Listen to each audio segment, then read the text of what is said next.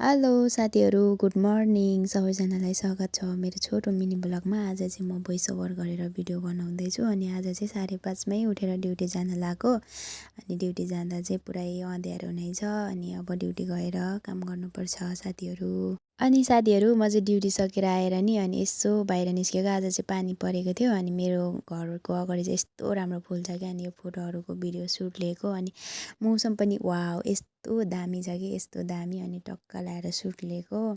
अनि अब ड्युटीमा भिडियो बनाउन त मिल्छ कि तर म भिडियो बनाउने टाइमै हुँदैन, त्यही भएर भिडियो बनाउँदैन। अनि बाटोमा आउँदाखेरि चाहिँ बनाएको थिएँ।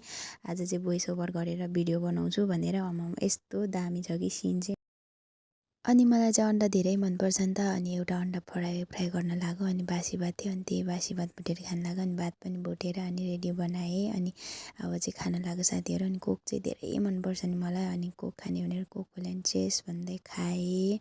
अनि त्यसपछि अब खाना खान लाग्यो। अनि खाना खाने हो मजाले भनेर बोल्दै खाँदै थिएँ। अनि खाना चाहिँ एकदम मिठो भएको थियो कि साथीहरू, यस्तो मिठो भएको थियो कि के भन्नु अब तपाईँहरूलाई सुनाउनै सक्दिनँ किनकि मलाई खतरा भोक लागिरहेको थियो। अनि वाउ मिठो भन्दै खाएँ। अहिलेलाई चाहिँ म अगाइसकेँ साथीहरू। अनि आजलाई चाहिँ यति नै। अनि भिडियो लास्टसम्म हेर्दै हुनुहुन्छ भने सबैजनालाई thank you so much, by.